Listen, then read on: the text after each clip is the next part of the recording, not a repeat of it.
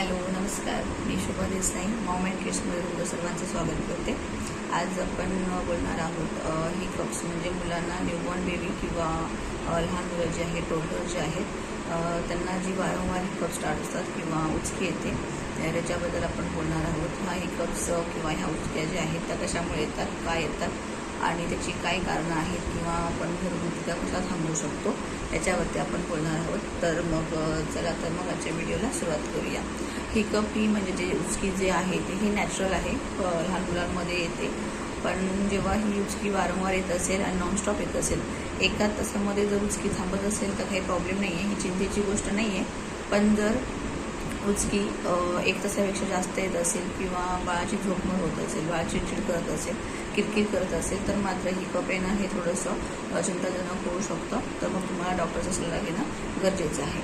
पण जर हिकअप येत असेल आणि जर तुम्हाला असं वाटत असेल की हे थोडंसं पहिल्यापेक्षा कमी आहे किंवा जास्त आहे, जर तुम्हाला डिफरन्स कळत असेल की हिकअप जी उचकी लागली आहे तर तुम्हाला घरगुती उपाय काही तुम्ही करू शकता। जसं की हिकअप म्हणजे मुलाच्या पोटामध्ये किंवा मुलीच्या पोटामध्ये दूध पिताना किंवा बाहेरचं जेवण खाल्ल्याच्या नंतर 6 महिन्याच्या वरती मुलगा असेल किंवा मुलगी असेल, जर न्यूबॉर्न असेल तर त्याला पोटामध्ये दूध पिताना गॅस जास्त गेला असेल, म्हणजे हवा जास्त गेली असेल आणि जास्त गॅस झाला असेल तर हिकअप येत होतो।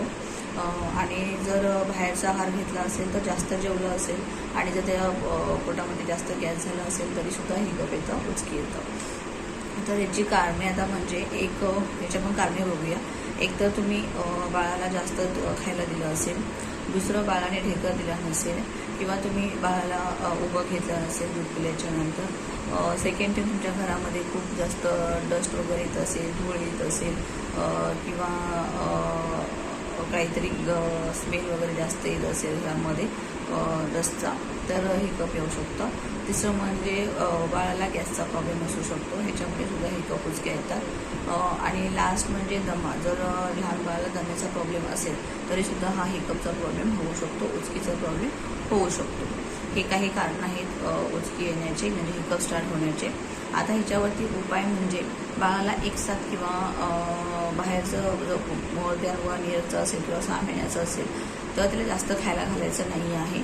बेबी जर न्यूबॉर्न असेल तरीसुद्धा त्याला एका टायमाला सगळं दूध पाजायचं नाही आहे, थोडं थोडं पाजायचं आहे, ब्रेक घेऊन पाजायचं आहे। दुसरं म्हणजे बाळाने दूध पिल्याच्या नंतर किंवा तर अबाव 6 मंथ्स असेल तर जेवढ्याच्या नंतर त्याला ढेकर द्यायचं आहे, जेणेकरून हिकअप येणार नाही आहे किंवा त्याला डायजेशन सिस्टम बरोबर होईल आणि त्याचं काम करेल। तिसरं म्हणजे बाळाला टमी टाईम द्यायचा आहे। जर बाळ लहान असेल तर त्याला टमीवरती ठेवायचं आहे, म्हणजे उलटं झोपवायचं आहे, जेणेकरून त्याला डायजेशन व्यवस्थित होईल आणि टमीवरती थोडंसं प्रेशर येईल आणि जी काही हवा गेली आहे, गॅस झाला आहे पोटामध्ये, तो सगळा बाहेर येईल। आणि सेकंड थिंग म्हणजे जेव्हा बाळाने दूध पिल्याच्या नंतर तुम्हाला त्याला असं घ्यायचं आहे, उभं घ्यायचं आहे ॲटलिस्ट 20 मिनटं आणि पाठीवरती थोडंसं त्याला रब करायचं आहे। आणि तर हे पॉसिबल नाही आहे तर बाळाला मांडीवरती घ्यायचं आहे, लॅपवरती घ्यायचं आहे आणि थोडंसं त्याला गोंजरायचं आहे आणि पाठीवरती थोडंसं रब करायचं आहे। जेव्हा तुम्ही टमी टाईम देता म्हणजे बाळाला तुम्ही उलटं झोपवता तेव्हासुद्धा बाळाला हलक्या हाताने पाठीवरती रब करायचं आहे, जेणेकरून त्याला डायजेशन व्यवस्थित होईल आणि तो ढेकर देईल आणि बाळाला उचकी येणार नाही, म्हणजे हिकअप येणार नाही आहे। त्याच्यानंतर जर तुमचं बाळाला हिकअप स्टार्ट झालं ना म्हणजे थांबलं नाही आणि तुम्ही बाळ 6 महिन्याच्या पुढे आहे आणि तुम्ही त्याला थोडंसं स्वीट चालू केलं असेल तर एका दुसरा शुगरचा दाणा म्हणजे साखरेचा दाणा तोंडावर ठेवला तरी चालेल किंवा गुळाचा थोडासा दाणा किंवा गुळाची पावडर जी आहे ती तोंडावर टाकली तरी चालेल, काही प्रॉब्लेम होत नाही आहे, जेणेकरून बाळाला हिकअप बंद होईल आणि बाळाचं माइंड डायवर्ट होईल।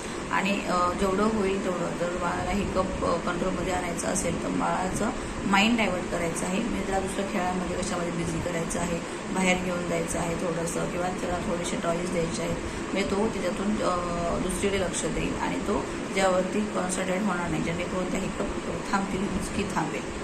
आणखी लास्ट म्हणजे तुम्हाला जर सांगायचं झालं तर बाळाला हिकअप स्टार्ट झाल्याच्या नंतर थोडंसं पाणी पाजायचं आहे। 6 महिन्याच्या नंतर जर बाळ मोठं असेल तर त्याला थोडंसं पाणी पाजा, जेणेकरून हिकअप स्टॉप होईल, म्हणजे उचकी स्टॉप होईल। ही काही थोडीशी कारणं आहेत आणि थोडेसे उपाय होते घरगुती।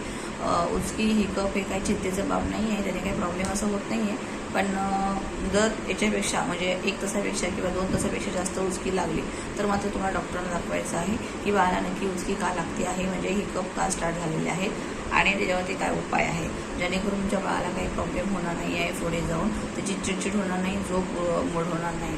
होपसो तुम्हाला हा व्हिडिओ नक्की आवडला असेल आणि तुमच्या काही प्रॉब्लेम असेल हिकअपच्या रिगार्डिंग तो सॉल्व्ह होईल आणि तुम्हाला युजफुल होईल. भेटूया पुढच्या व्हिडिओमध्ये. हा जर व्हिडिओ आवडला असेल तर नक्की लाईक शेअर सबस्क्राईब करा. Thank you so much. Enjoy motherhood. Bye. Take care.